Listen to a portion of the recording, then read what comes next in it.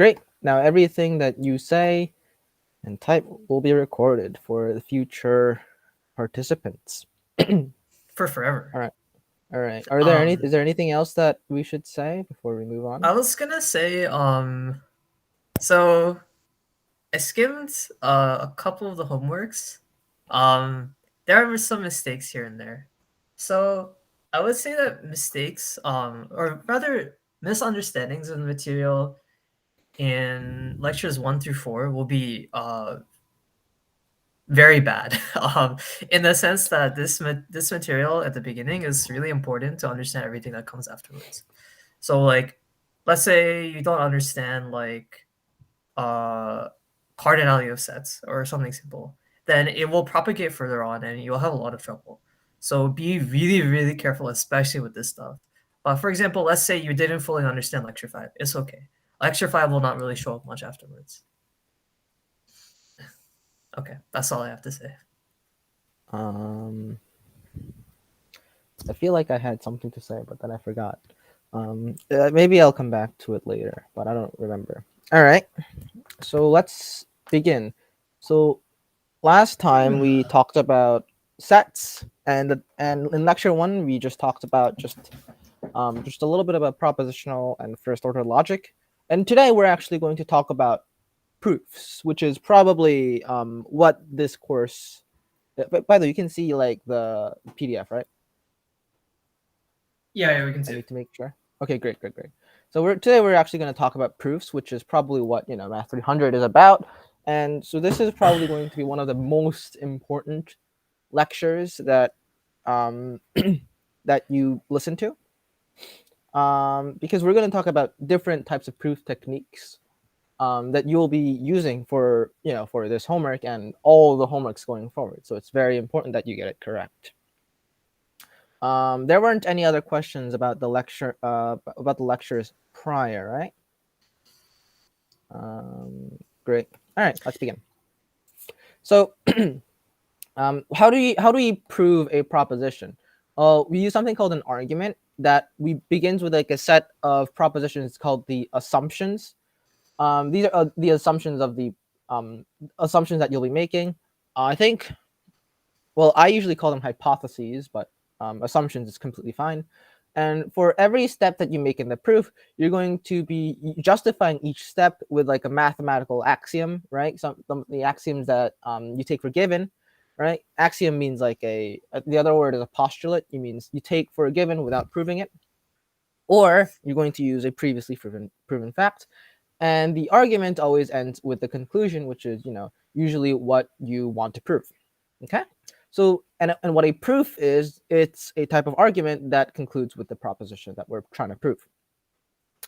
Okay. So, so here's the first type of proof that we're going to look at is called a trivial proof. Okay. And why is it trivial? Because it's trivial, right? Because remember when we have like a logical, when we have an implication, P implies Q, right? Whenever we have this type of thing, then this is true if and only if this is equivalent to, right? Remember that is not P or Q, right? So if Q is true, right, then no matter what P, the truth value of P is, then the entire implication is true. And that is exactly the idea of a trivial proof, right? If Q of X is always true for any X, then the entire implication is true, and then we have something called a trivial proof. Right. Remember we discussed in lecture 1 that an implication is a promise, right? So the P implies Q says whenever P happens, Q happens, right? But if Q always happens, right, then there is no need to look at the initial condition. There's no need to look at P anyway. As an example, let's consider the sentence: for every person in America, if they are Obama, right, then Obama is not the president. So we can kind of divide this statement up into two parts, right? For all X in the population of America, if they are Obama, then Obama is not the president, right? So you can label this P and label this Q, but then Obama is not the president, right? Is always true for any person you pick. For any person you pick in America, and it has nothing to do with like the antecedent, or which is P, or even to do with X, right? So that means we're trivially done. As another example that maybe has more numbers and more symbols to for us to sink our teeth in. Let's consider the statement for every x in the real numbers, x is greater than 0 implies x squared minus 2x plus 1 is greater than or equal to 0, right? But this thing is x minus 1 squared, right? If you can factor it, it becomes x minus 1 squared, the quantity squared.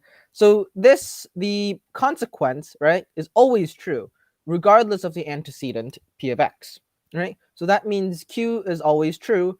So that means there's no need to check the initial assumptions, and thus this statement is trivially true. Okay, is everyone okay with this?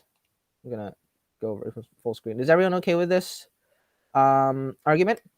With this type of argument? True proofs of proof. Maybe I'll wait like 10 more seconds. Let that sink in a little bit. Wonderful. All right. And the next Oh, we have a type of question. there's a question. Let me scroll up. Oh, should you restate the statement? That's a good question. I think you should try to make a habit of it, but it's kind of more important when your proof is kind of long, or stuff is kind of complicated. The reason for this is because like you'll have to refer to it a little bit, and it makes sense to have it a little bit more compact. Um, since I already requested you guys to like write down the problem statement in your solutions, it's a little bit more clear. But I think in general, it's good to make a habit of sort of restating it. Okay. Are there any other questions?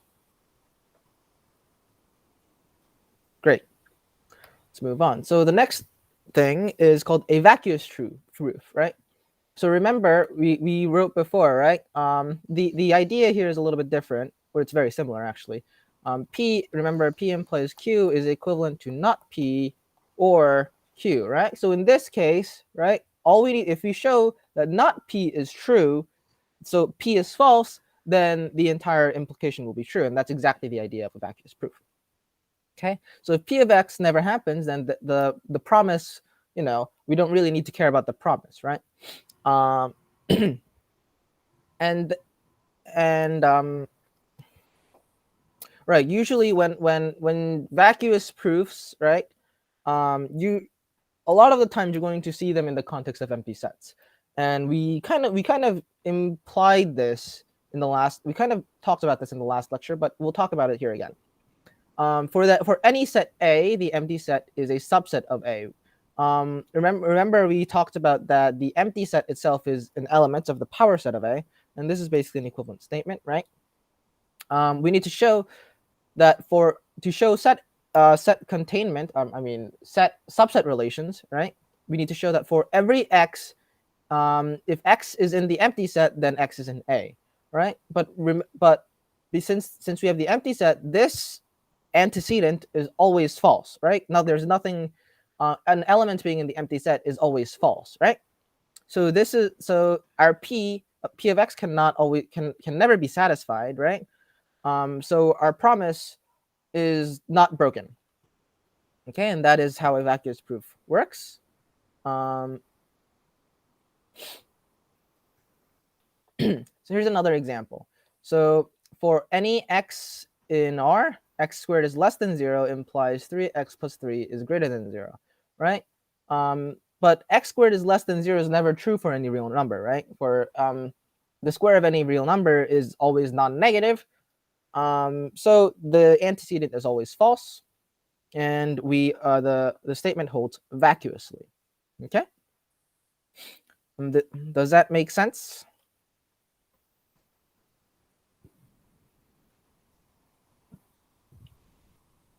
I'm Oh, going I to should assume. clarify. Um, so when we talk about when we say restate the statement, I don't mean literally restate. I mean sort of um like start from scratch in some sense. Like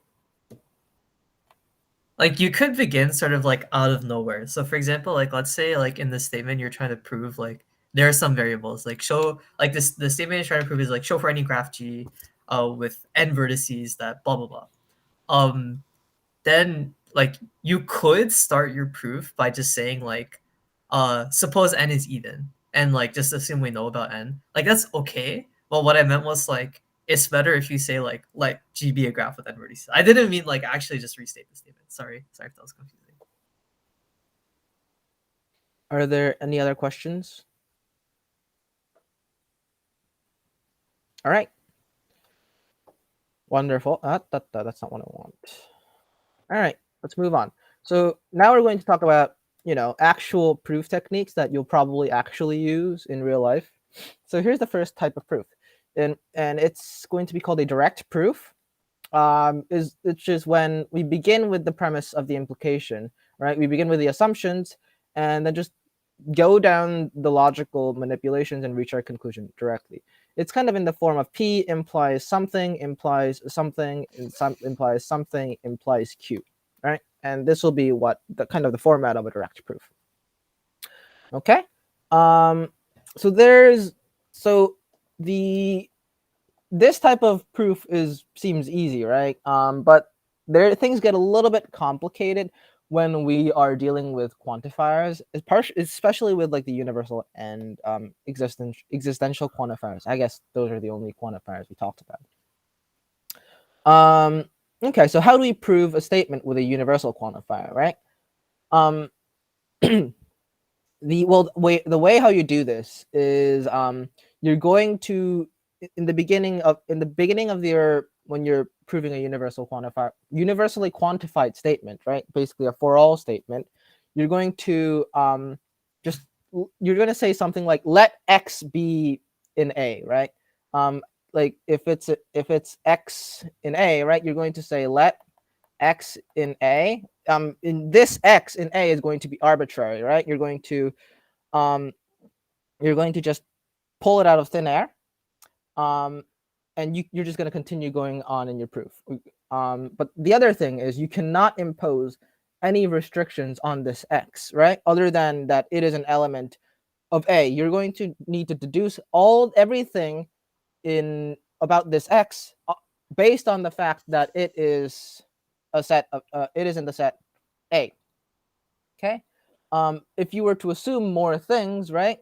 Unless there's like a very definite reason you can do this, you're going to lose the generality of the universal quantifier, right? And then you would be proving the incorrect statement. You would be proving something for like a very specific subset of A. Okay. As an example, consider a statement proof for any real number x squared is non-negative, right? Okay, and here for our purported proof, pick some x in R such that x is greater than 0. Then it follows that a positive number times a positive number is still positive, and therefore x times x squared is greater than 0, right? But notice that we impose the condition x is greater than 0, right? We're not allowed to do this because the only assumption we're allowed to make is that x is in R, right?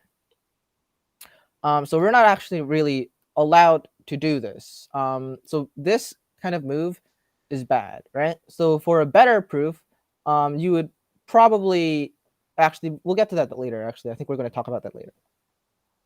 Okay. So are there any I other will just tack questions?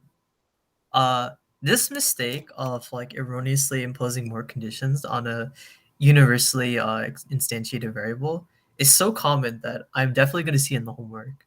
So just really try to keep it in mind.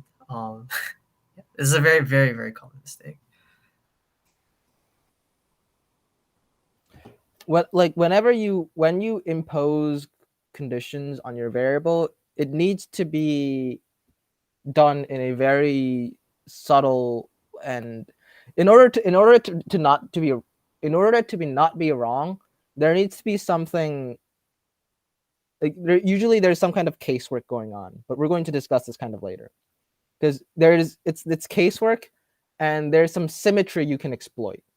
But that might but that's we're not gonna talk about that quite yet. Are there any other questions that we might? Are there any questions that we might answer? Okay. All right. So if we talked about the universal quantifier, right, then the next thing we need to do is, well, we need to talk about the existential quantifier, right? To prove an existential quantifier, right? This thing says, right, for there exists an x in A, right? Maybe the statement is like there exists x in A such that P of x is true, like some condition is satisfied, right? To prove this type of statement, you need to find the element in A that satisfies this condition, right? Usually you're going to need to construct, right? You're going to explicitly find the guy or construct the guy in A, and it's actually hard to it's hard to do this without but with just knowing the fact that it's an A. Or the other way is to do this is to use some non-constructive way that this guy has to exist, right? And you won't be able to explicitly tell me which guy it is in A that satisfies this, but you can tell me that it has to exist. And for a lot of mathematicians, this non-constructive way is very unsatisfying. Like it's much more satisfying to explicitly find what the guy is rather than just saying, oh, it has to exist, right? But I think we'll come back to non-constructivism later on when we talk about proof by contradiction.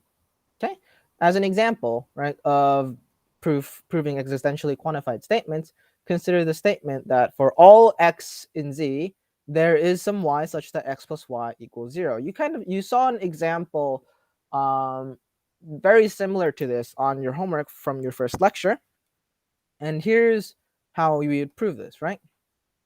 Okay, so for all x and Z, right? So we start with pick some integer x. Other, maybe I should give you like a template for it. Whenever you prove universally quantified statements, you would say something like pick some integer x, which is instructing the reader or your adversary to pick the x, right?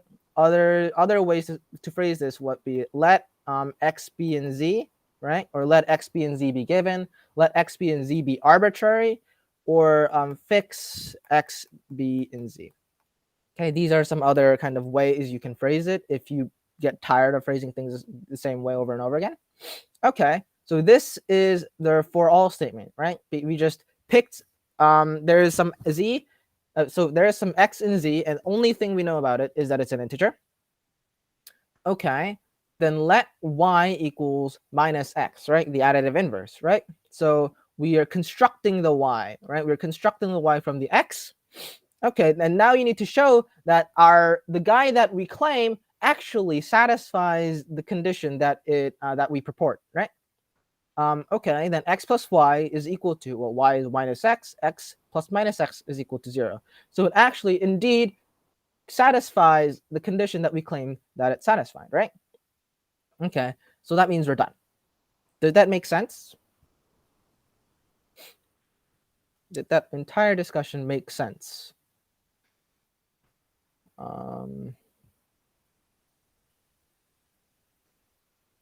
Okay, I see no questions. I'm going to assume that my explanation was impeccable. All right, so our proof worked because we actually found the suitable value for y, right? So now we're going to look at an example where maybe it's a little less constructive, right? In our case, we constructed the example. Now we're going to look at a very not a very one, but like a slightly non-constructive example.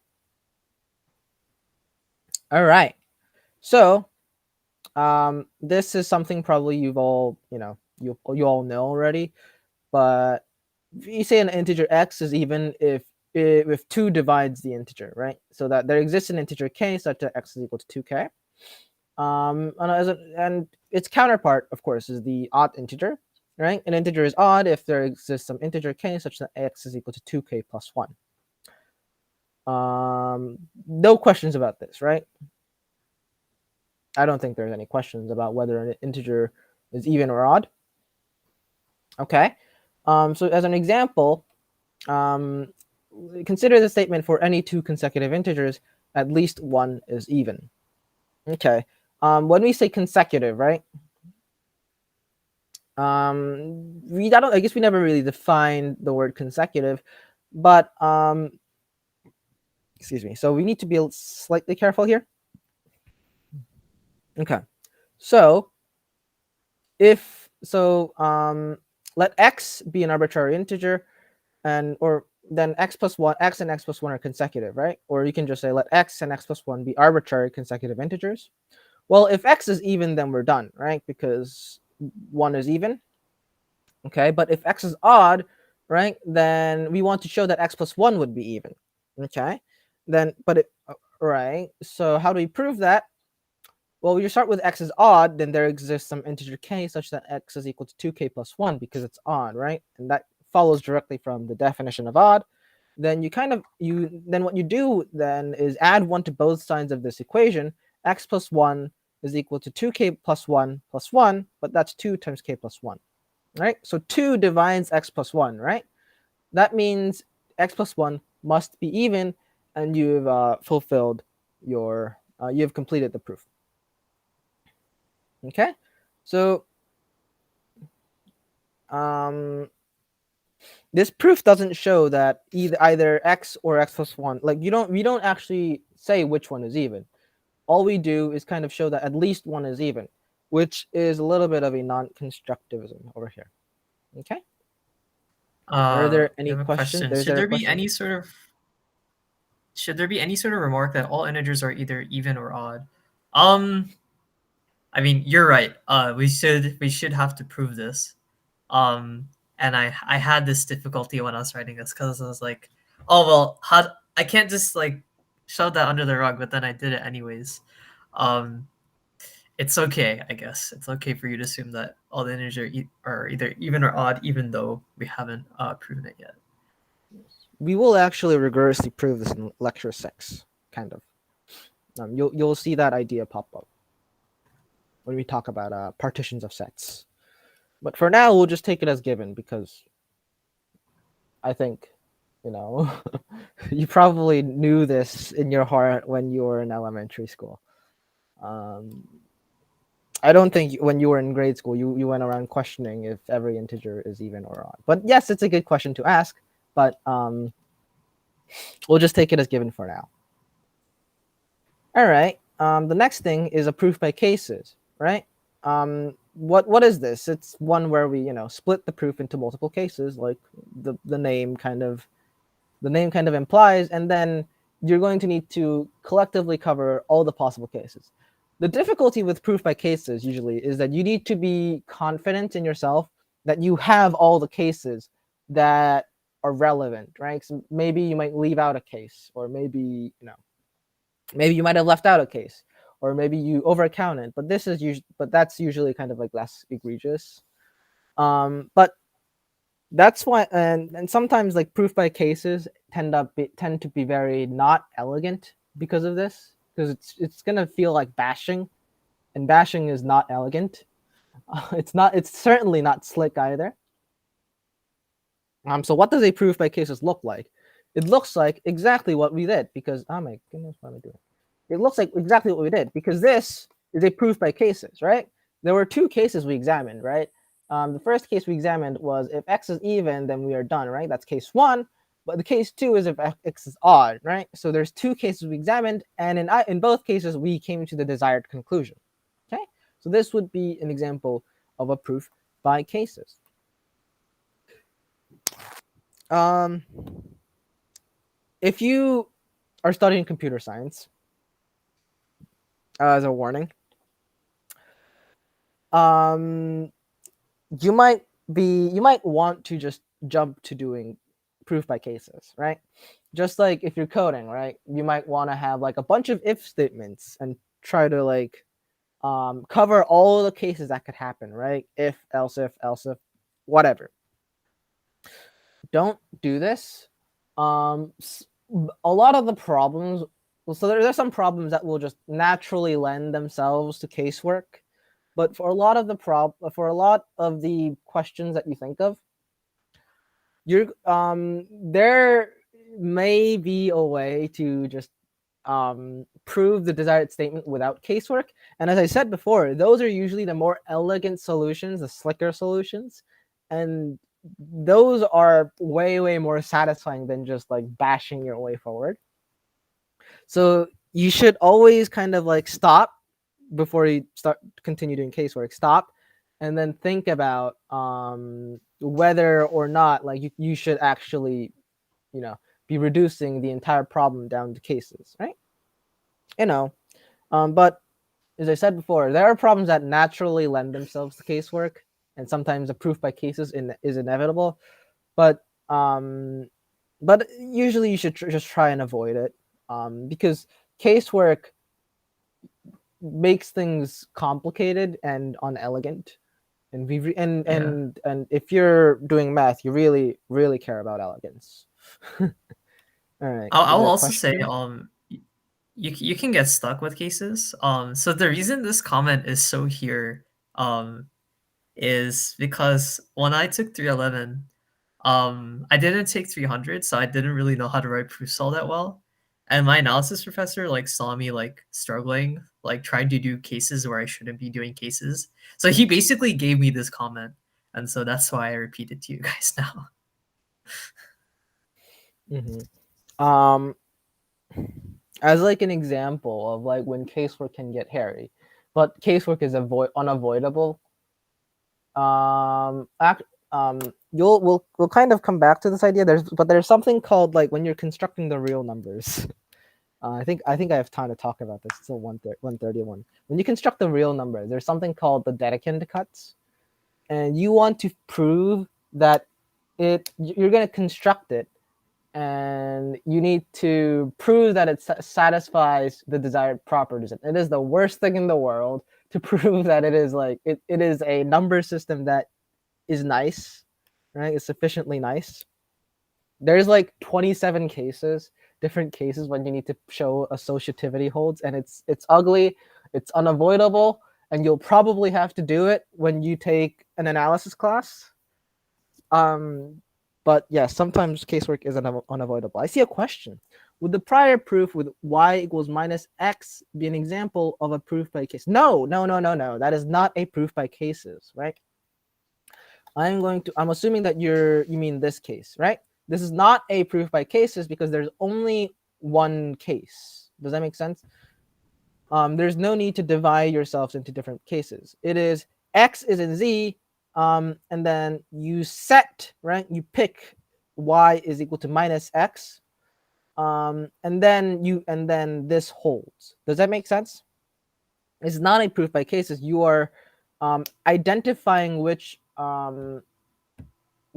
element in the integers satisfies the conditions that you want. Does that make sense? I think there was a okay. Or would a proof by case would be one specific example where there are many. I'm not sure what that means, what that quite means. Um, like when I usually write a proof by cases, I would write it like if this were a proof by cases, right? I would say let x be in z, right? Then we have the following cases. Usually, I think personally, right? When you're doing a proof by cases, I think like bullet points, right? And then like bullet points and like listing the different cases out and then explaining those cases through is good practice because it like clearly outlines the proof without like the reader having to like just look at a wall of text. So like this, right? And then case 2, and then you would go on, right? And then at the end, I would say something like, in all cases, the desired conclusion is reached, and so this concludes the proof. Does that make sense?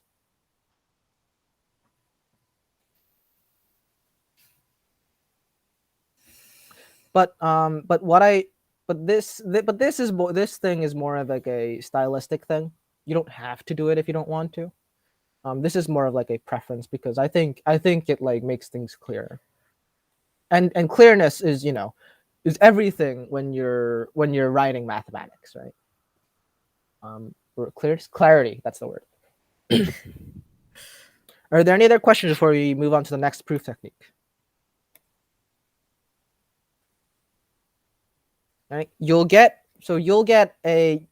there is a proof by cases on your homework, which you'll definitely take a look at.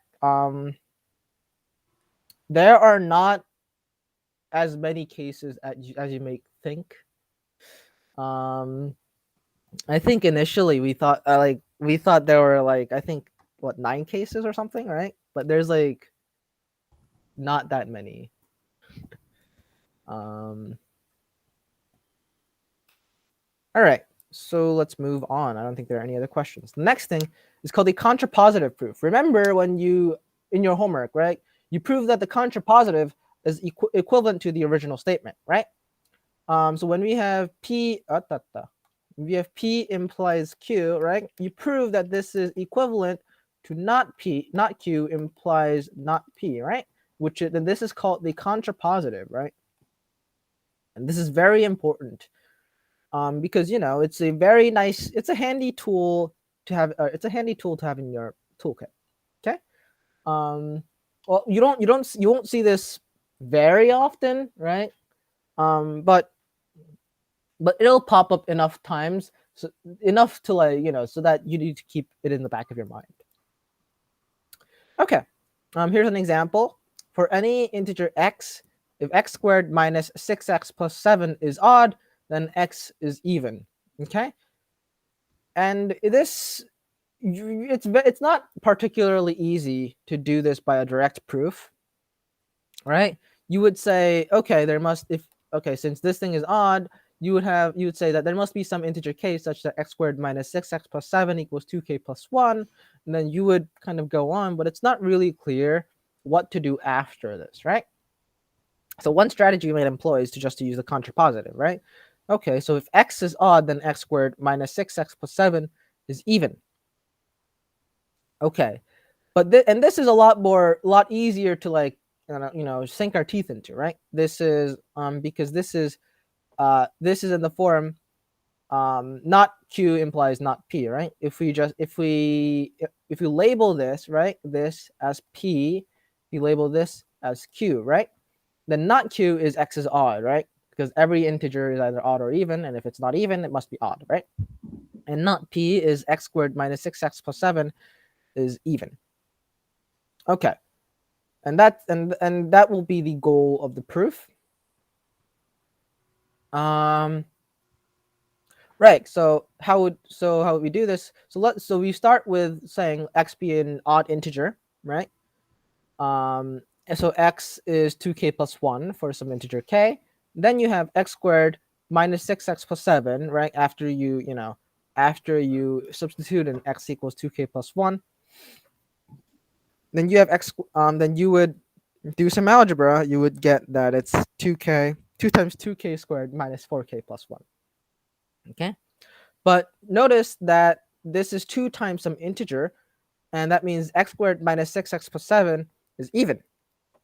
So that means we have proven the contrapositive, and therefore the original statement holds. Are there any questions?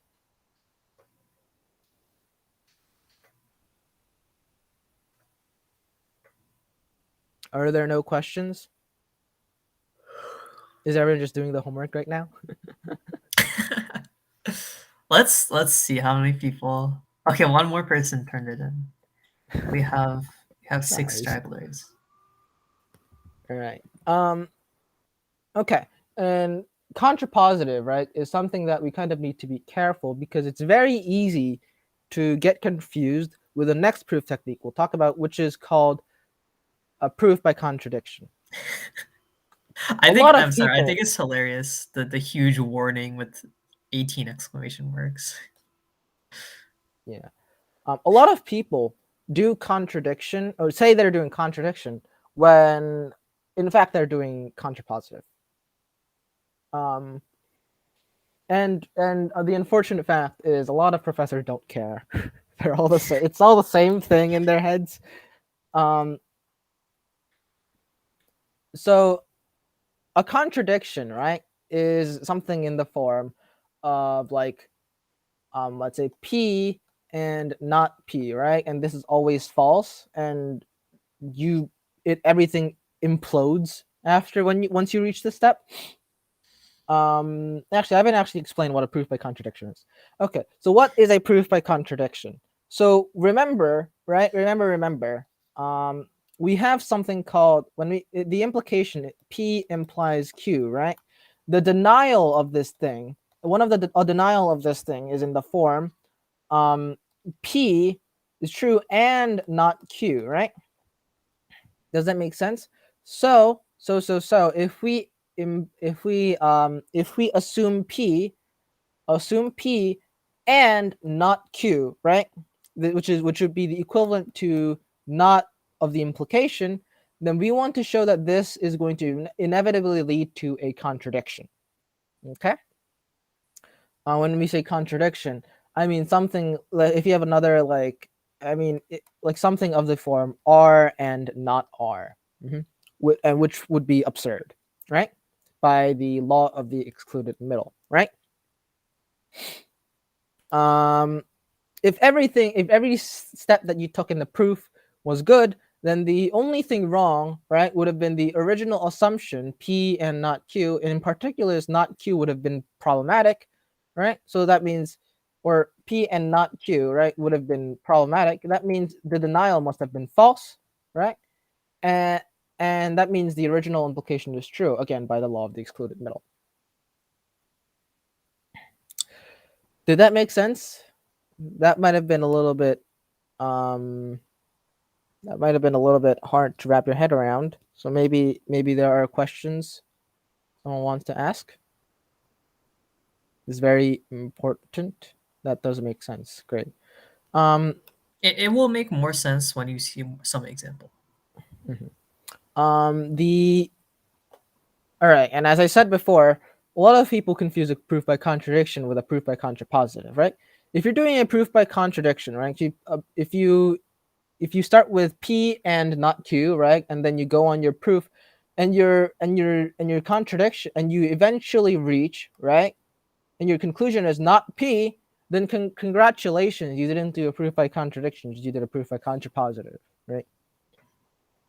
Because you've basically proven that not Q implies not P, or and that would be a contrapositive. Well, I guess I need to be careful when I say this because I think also an example will be pretty helpful for this. Do we have yeah, one? I don't you're think probably so. Do we say that have an again. example of where Oh a yeah, proof it's looks? the classic what of proof looks. It's this example, right? Uh, hang on. Square root of 2 is irrational. No, I meant, do we have an example of a proof where we say contradiction, but it's actually just contrapositive? Oh, no, we don't. But there was an Okay, example that I so saw in measure theory. So let's do it. Let's do it later. Let's just come up with a proof we do by contrapositive, but just as contradiction and show sure, why you can reduce it. sure. Okay. Okay. And here's a little bit of a warning, right? The easiest thing to do when you're stuck is to try a contradiction. One of my professors, right? My 311 professor always said, you can always do contradiction. You can always do it, right? But don't. But don't do it. Because usually, right, when you're doing a contradiction, it is contradiction should usually be proved in when you're proving something doesn't exist or something like, you know what I mean, something cannot happen. like when you're proving something of the form like not something, then there's like usually nothing you can do other than contradiction. And a proof by contradiction, when you're proving something with by contradiction, it's very usually highly non-constructive. As in, like, there is no, when you're trying to prove how what a statement is true, a contradiction usually won't illuminate why it has to be true. Okay, so a lot of math, like there are some mathematicians that don't like contradiction because of this, because it's like it doesn't illuminate much, right? But and it's not very constructive at the same time. Okay, and sometimes it doesn't even help your understanding of what the object you're dealing with also. um Contradictions, but on the other hand, right, contradiction can be easy, right? um but you should again spend plenty of time trying to do a direct proof before doing contradiction, because usually a direct proof will be a lot more illuminating, and it'll be a lot more illuminating, and it'll be a lot more elegant also. um there are, yeah, some I've seen examples where people say assume not like, yeah, let me say this, assume not q, right? Assume not q, and then they go along with the proof, and then they say, and then but q is true, right? When you're trying to prove like p implies q, right? And then they say this is a contradiction to our assumption that not q is true, right? Don't do this. Just like if because if you like get if you erase these two lines, you have a direct proof. I'm not joking. People do this. I've seen this, and it's horrible. Don't do this. Okay? Because this is also outlined in the guidelines to good mathematical writing that we posted earlier, that you all definitely should have read, if not already. That you should read if you haven't already. What am I saying? Right? Maybe if you have Yeah. time left over, we'll do some examples of like these badly written proofs. Okay. So, We have a but question. oh, there's a question. There's a question. Um, I Inviting a can good proof. respond. So you could, and I wouldn't stop you from it as long as it doesn't end up in your final response. But I think something further I want to say is like, uh, I've noticed here and there where when I'm solving a problem with someone and we're kind of just doing our own thing in parallel, whenever I try to like break it apart into cases or like add some funny structure and hope that if I just hit it with the hammer hard enough, I'll solve it. I noticed that usually the person who sits there and tries to get an observation about the problem will actually solve it first, even if I think they have less experience than me or like less comfortable with the topic.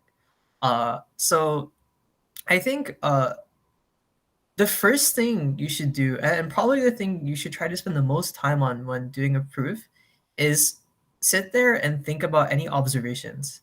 I think we didn't mention this, but something that can help you is like, okay, you start with a set of hypotheses and you know some information, right? You should also write down what you're trying to end up with. And this is like in your scratchwork. This shouldn't be in your submission. And it helps to kind of just list out things you notice. Um, Especially with the easier problems we give you, it'll be the case a lot of the times where you only need to make one or two observations, and most of your observations will be the ones that you need to make. With harder problems, it will be more often the case that you'll make observations and it turns out they're dead ends. But you'll slowly build intuition for what observations are important. So just to reiterate, you should spend most of your time trying to do it directly and just think about, what is something clever that gets me one step further. Right. And it's like sometimes it's really hard to make these observations. It's really hard. Yes, Sometimes really I'm hard. guilty of like just doing a proof by contradiction.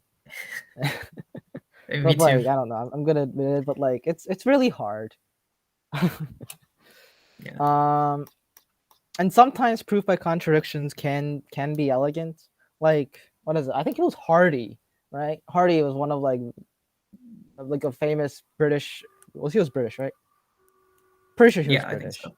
British number theorist back in like the 20th century. He said that like if a proof by contradiction is a far finer gambit than any chess gambit. Because a chess player may offer the sacrifice of a pawn or a piece, but a mathematician offers the game. So maybe that's something. No, he actually did say this. Maybe it's something. It's probably in his like a mathematician's apology or something. But like he said some like really cringy shit. But with this, I think sometimes just like no, he really did. Wait, is this getting recorded? Crap. Yeah. He really did say some really cringy stuff. Like so he said stuff like a mathematician is a young person's game, which probably not true. Andrew Wiles was It's like not. 41 Andrew Wiles was 41 when he proved like when he proved Fermat's last theorem. Uh, Come on. there's a reason why the Fields Medal is given to people younger than 40 because it's particularly impressive to get significant work done before you're 40.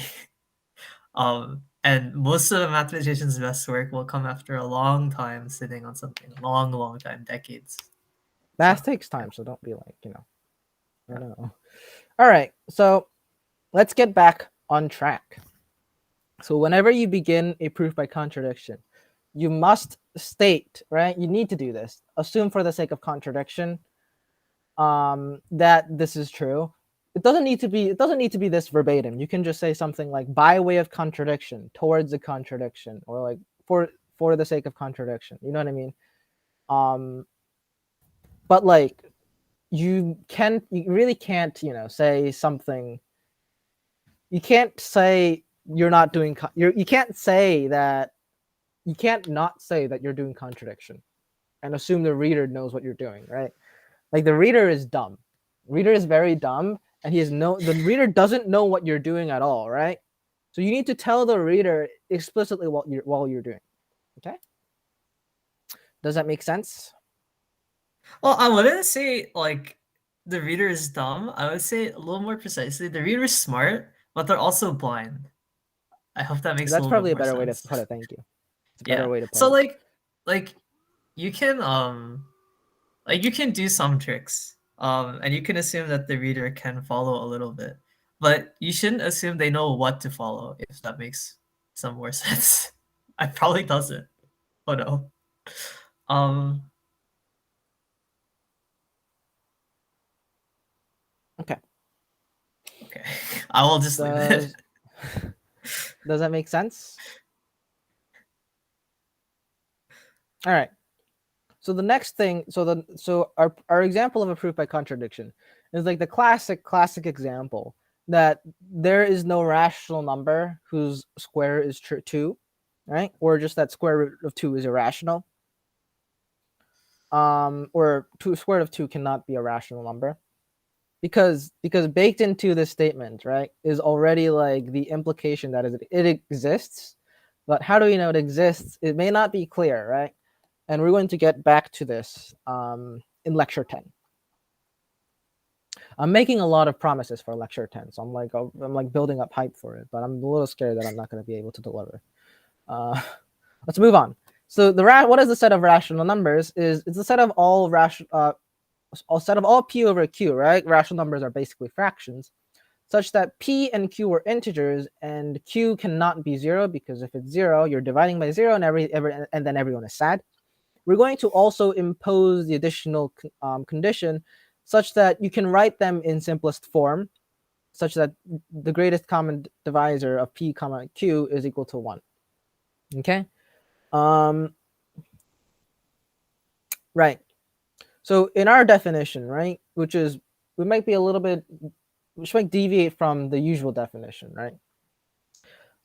P and Q should have no common prime factors, right? So that means they're co-prime. Like and sometimes in some other definition, you'll just won't see this, but in the proof that we will present after, you will say assume like P over Q is fully reduced, because you can always do this. with rational numbers. Although, like, the fact that you can do this may not be obvious. So right now we're just going to, for our purposes, we're just gonna say it is. All right, here's a lemma, right? If x squared is even, then x is even as well. And this is fairly easy to prove using the tools that we've already presented so far. You can just prove it using the contrapositive. If x is odd, right, then x is 2k plus 1 for some integer k. Then x squared, you can just square both sides. You get is an odd number after, a little bit of algebra, like this. Okay? All right. So the, what is it? So a better statement, right? Just rather than like square root of 2 is irrational, the better statement, the statement we're actually going to prove is there, right? There is no, let's say x in q such that, st means such that x squared is equal to 2. Okay? And this is easier to prove than like, this is easier to prove than there is the square root of 2 is irrational, right? And already in the statement, there's like a kind of implication baked in, right? This is the negation of the negation of what is the implication that's baked into this that is baked into the statement, right? It is if x is in q, right, then x squared is not equal to 2, right? This is kind of the implication statement, right? This would be p and this would be q, right? So how do we do this by contradiction? Well, we assume p and not q, right? So assume, right, p and not q. So so we will assume that there exists a rational number in q such that x squared is equal to 2. And that is exactly the approach that we're going to take here. Assume for the sake of contradiction that the square root of 2 is rational. That means there's a rational number x and q, right? We're going to write that as p over q such that the square of this thing is equal to 2. And that is equivalent to what we've written here, right? Except, we kind of don't know if this is a number at this point in the game. Then we have this thing is true, right? P squared over q squared equals 2, which is exactly what we've written over here. All right, so p squared, we're going to rewrite this as 2q squared, right? Just, move q squared to both sides. Okay, so that means p squared is even, right? Are we okay with this? P squared is even because it's 2 times q squared and q is some integer. So that means p is even.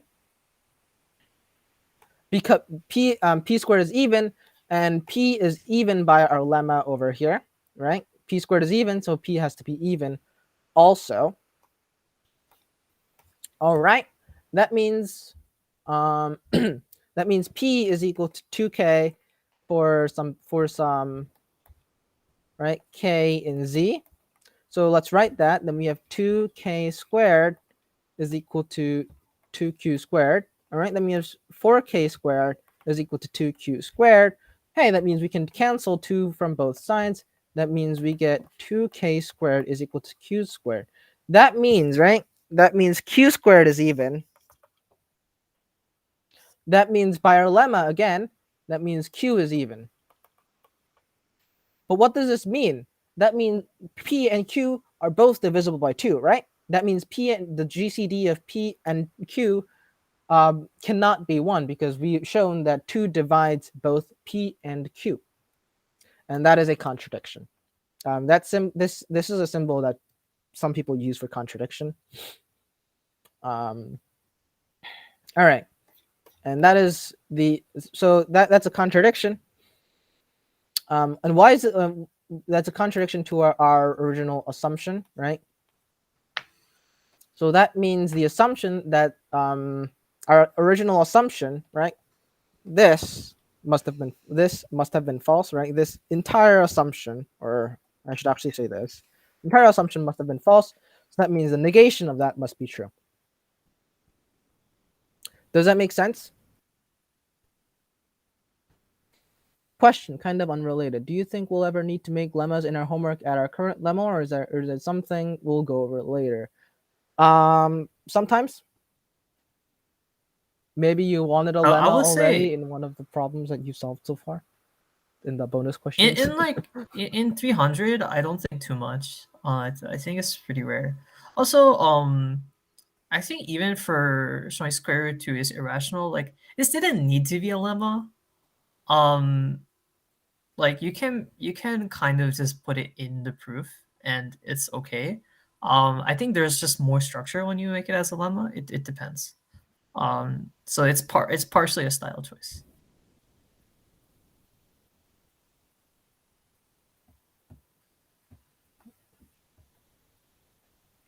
As an aside, I think if you have access to something called the fundamental theorem of arithmetic, you get this statement for free. It's like a one-line proof that the square root of that there is no rational, because if you count the number of twos on the left, there needs to be even, and on the right you have odd, and that's a contradiction. Um, I think that was a little fun fact. Are there any questions about this proof? Think this is a very, very old proof, right? I think it was like in Euclid's Elements. It's very old, and that dude has been dead for like more than 2,000 years. Are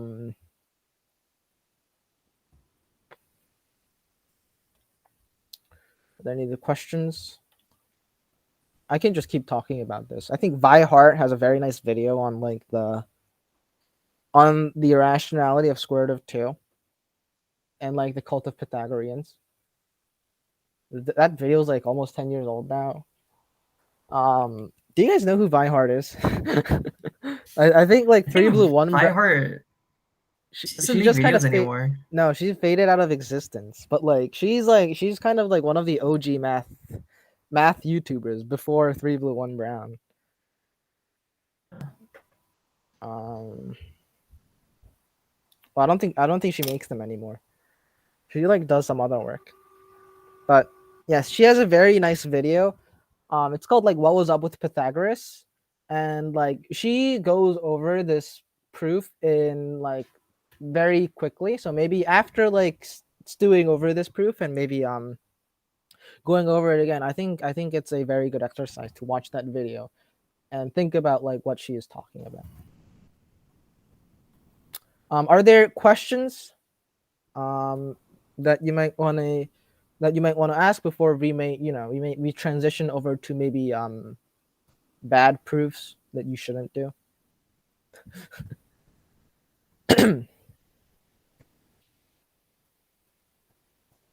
All right.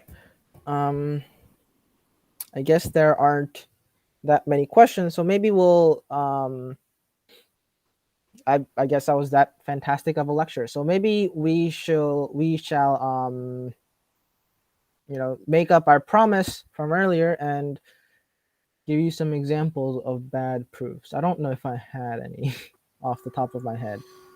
But actually, let's go to let me go to the good mathematical writing thing. There we go. So you should be able to see. Right. So this is the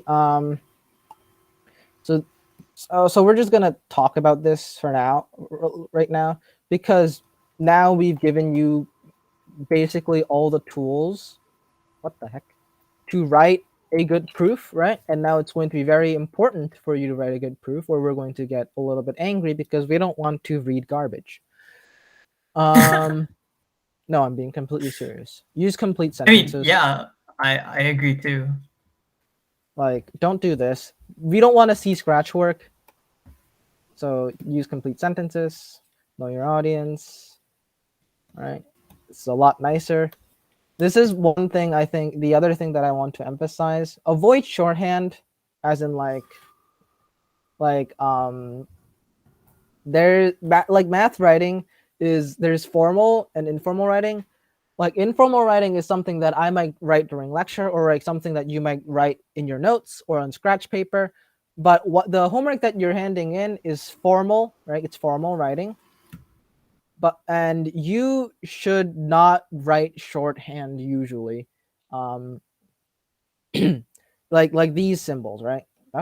These symbols that we taught you in lecture 1 should be really be written in your own work, but you should not write them in formal writing.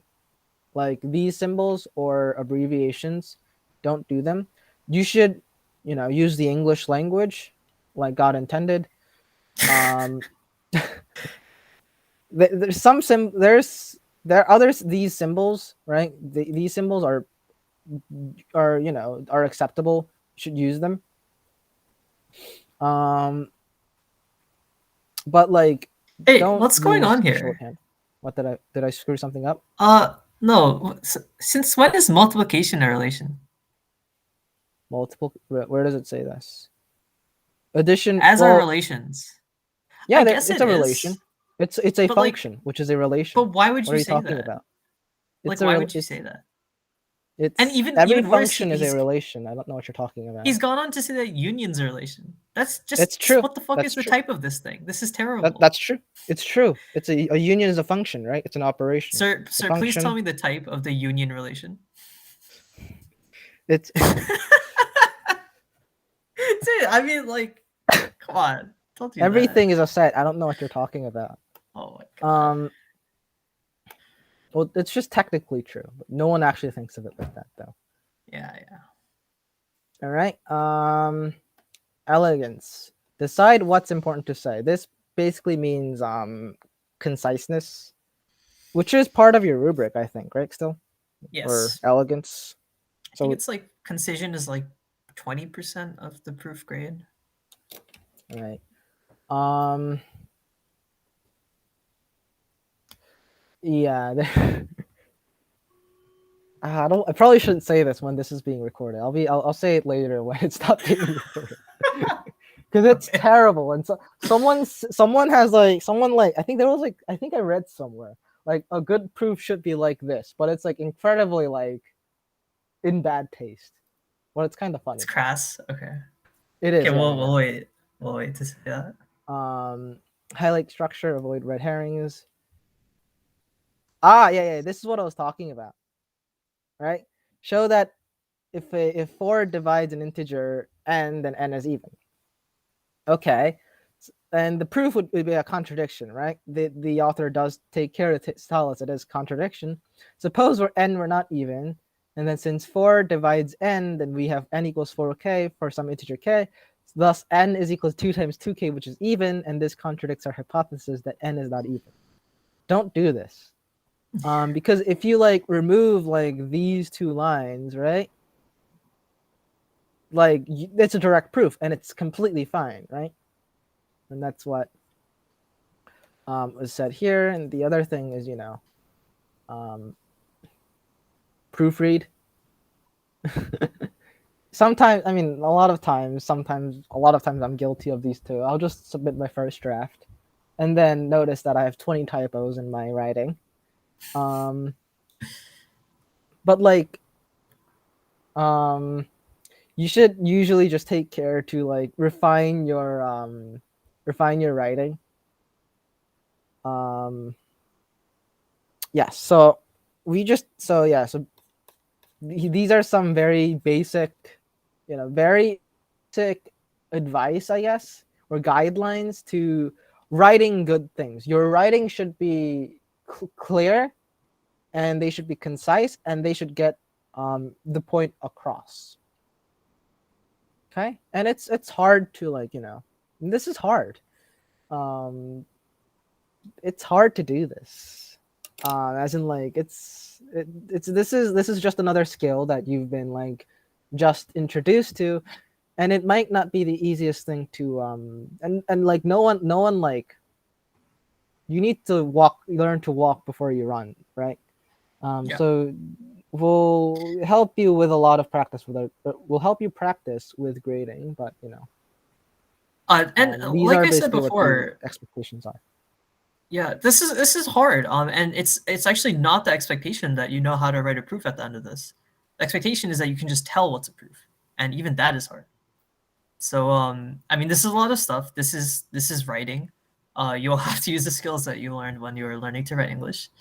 And it's as much an art. Okay, not as much, but it's quite a bit an art as much as it is a science.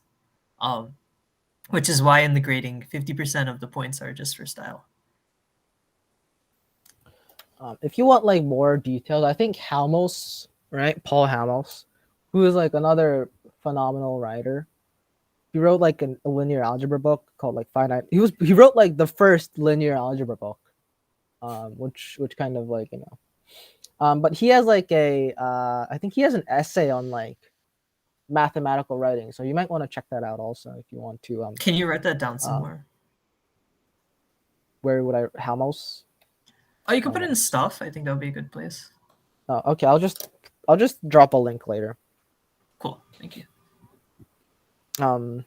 As like a fun fact, like I think the tombstone, right? This is called the tombstone. People write it at the end of a proof to signify that your proof is over. The use of this tombstone is attributed to Halmos, I think. Okay. Are there any other questions? I think, or can we also talk about a bad example of a contradiction, or should we do that Real quick. after? Uh, I think most people already did this, but make sure to do the exit survey before you leave. Right. Oh, okay. Do you have a good The example of link like is the link is in chat. Adam? Do you have a good example of like a something that is a contradiction that should be contrapositive? I can't think of one right now. No, not off the top of my head. All right, we promise we'll give it to you sometime today. Then I'm gonna stop the recording. Then Question. there's a question. Should we try to do So most of the homework for tomorrow's problem solving session? Um, so keep in mind that you have your own time, um, that and you need to figure out how to allocate it. So if you feel like you could easily walk out of the problem solving session and finish everything you need to for the time limit, sure. But I would recommend get a good start. Probably the best thing to do would be to think about all the problems first. But you could sort of save writing it down for later, or like uh because during the problem solving session, what you'll probably do is more like refine the thoughts and ideas you have on these problems, and not write stuff down really, because well, you should be submitting your own stuff, right? Can we do can Q7 on homework 2 in the problem solving session? No, because nobody's going to no. solve it. It doesn't make sense to do that. Also, it's gonna be a waste of time. Yeah. Like It's okay.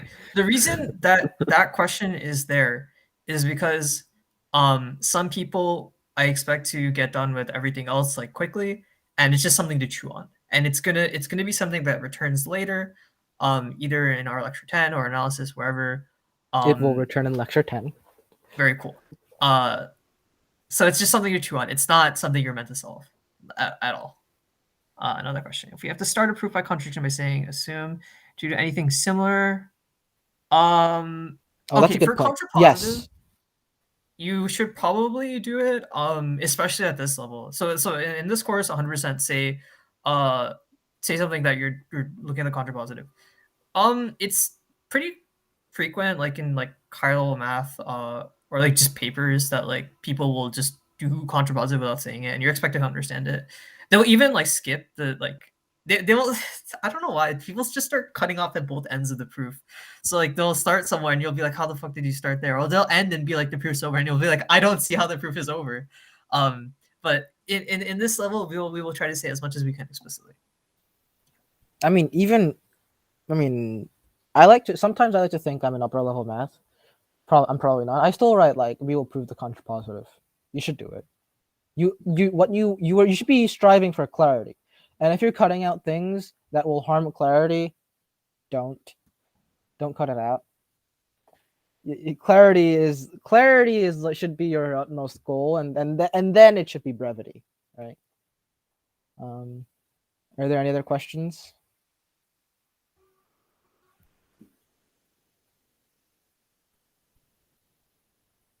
All right.